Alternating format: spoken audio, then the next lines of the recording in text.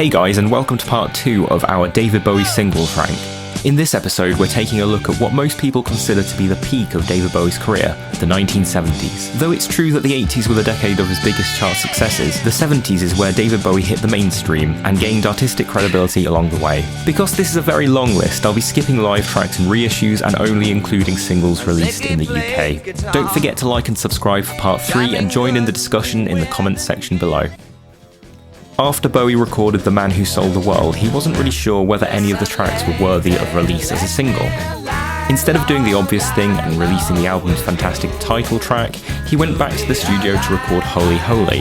While the song could be seen as a blueprint for the Ziggy Stardust sound, the single was unsuccessful, and Bowie famously refused to re-release the song until 2015 on the 5 Years box set. Changes is the first single since Space Oddity that falls into the category of iconic Bowie, and sets the scene for Bowie's experiments with characters that continued throughout his career. It's a classic, and deserves the highest possible rating. Starman's another iconic single, and became Bowie's first song since Space Oddity to crack the top 10. It heralded the moment that Bowie fully embraced glam, and proved that Bowie's stardom was on the ascendance. Again, giving this less than A+ would be sacrilege. After the innovative and iconic changes in Starman, Bowie stumbled a bit with John I'm Only Dancing, just missing out on a top 10 placement. Though the song is one of Bowie's most underrated singles, the 1973 re-recording featuring prominent saxophone is the superior version of this song. With lyrics inspired by Iggy Pop and music inspired by British glam acts such as T-Rex, The Gene Genie was an attempt at a stripped-back, simple rock song. Effortlessly effective, the song shot to number 2 in the UK charts, the highest chart placement he'd received so far in his career. This throwback doo-wop style hit from the Aladdin Sane album confirmed Bowie's concept of creating a new sound he dubbed as Ziggy Stardust Goes to America. Complete with an anthemic sing-along chorus, Drive-In Saturday is a perfect homage to Bowie's imagined version of American life, a theme he'd later revisit on the Young Americans album. Often heralded as Bowie's greatest song, Life on Mars combines theatrical vocals, interesting and unusual chord and key changes, and expert string arrangements by guitarist Mick Ronson. Nothing before or after has sounded anything like this song, and that's why we've given it the highest rating. Definitely the best track on the controversial Pin-Ups album, Sorrow is a decent cover, but doesn't really stand up to the greatness of Bowie's own compositions. The most interesting thing about the single release is the B-side, a cover of Jacques Brel's Amsterdam, a song originally intended to feature on the Ziggy Stardust album. Rebel Rebel is often called Bowie's farewell to glam rock. While the foot-stomping rhythm and gender-bending lyrics ally themselves to the glam rock movement, the distorted guitars and lo-fi production lead towards a proto-punk Stooges-inspired sound. It's an essential Bowie classic and one of his last true rock hits, reaching number 5 on the UK charts. Rock and Roll Suicide was released as a single in a bid to stall time after Rush releasing Rebel Rebel. Most fans had already got copies of the song and its B-side Quicksand, and so the record became the first Bowie single in 2 years to miss out on the UK Top 20. That said, Rock and Roll Suicide is Bowie at his peak, and channeling Brel once more, it's one of Bowie's most dramatic and theatrical vocal performances on record.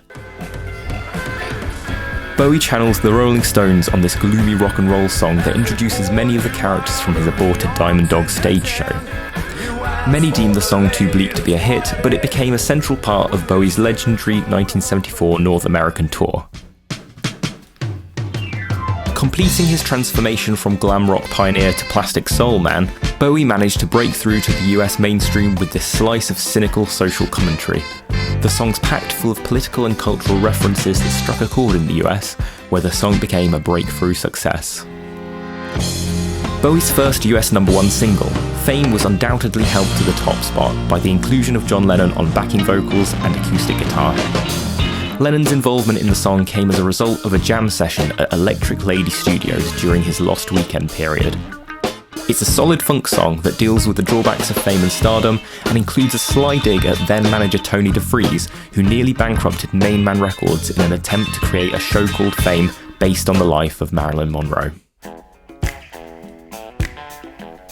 Rock legend dictates that Bowie originally wrote Golden Years for Elvis Presley, but that negotiations between the pair's managers broke down before Elvis ever had the chance to even hear the song.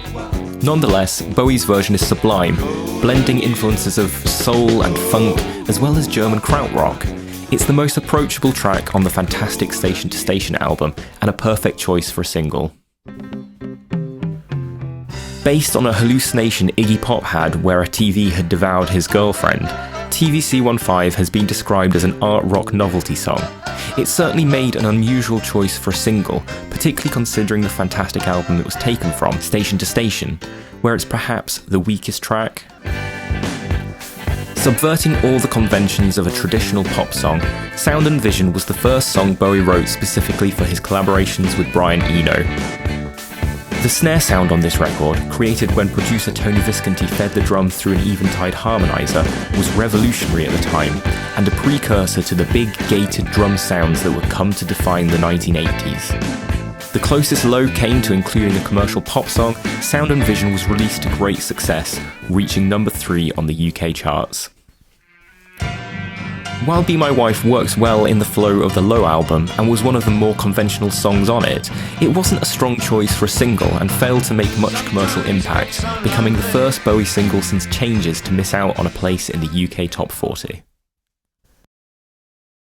Now an iconic song counted among the best of all time, on its release, Heroes was only a modest hit in the UK. As inspirational as it is innovative, Bowie continued to push the boundaries of conventional music, using traditional rock chords and instruments, as well as synthesizers, oscillators, new vocal recording techniques, and plenty of guitar feedback to create this unique and timeless single. Hero's opening track, the jarring, threatening Beauty and the Beast, features an improvised solo by Robert Fripp, who recorded his lead guitar parts upon entering the studio having never heard the song before. While the song is fantastic, its uncommercial nature led to the song barely scraping the UK Top 40. For Boys Keep Swinging, Bowie utilised one of Brian Eno's oblique strategy suggestions, which led to the musicians swapping instruments, giving the song its unique garage rock sound. The song can be read as a critique of masculinity and includes a list of things that boys can do, for example wear a uniform and learn to drive, that women are in some countries still prohibited from doing. The song formed part of an iconic performance on Saturday Night Live, where, as a response to having to censor the line "Other boys check you out," Bowie ended the performance by exposing an inflatable penis. According to Brian Eno, on DJ, Bowie's vocal performance was an attempt to emulate David Byrne, lead singer of the Talking Heads. The song itself blends funk rock with Adrian Belew's experimental guitar work, and is easily one of the most commercial cuts from the Lodger album. Recorded during the Young Americans sessions and originally intended for the aborted Gooster album, John I'm Only Dancing Again is a disco reimagining of the earlier song with the same title. The song is fun and funky, but it's a bit overindulgently long. We prefer the first version. Out of all of the songs on this list, this is the only song that I struggle to listen to. Perhaps it's because Bowie recorded this dissonant cover version in order to get out of a recording contract with RCA. While it may have worked as a theatrical piece as part of Bowie's live shows, the recording is a mess of deliberately out-of-time drumming and clashing notes.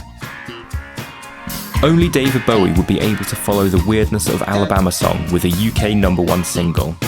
Bringing back Major Tom for another outing, with Ashes to Ashes, Bowie perfectly marries art rock, funk and pop to draw a line under the 1970s. It rightfully ranks among Bowie's best singles. Bringing back guitarist Robert Fripp, whose innovative guitar playing dominated 1977's Heroes, Fashion blends funk and punk to form a critique of the fashion industry.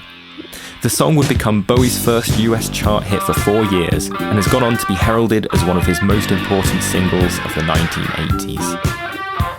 So, how did we do? Did we get anything wrong? Let us know in the comments section below, and don't forget to like and subscribe for part 3, where we'll be talking about the 1980s.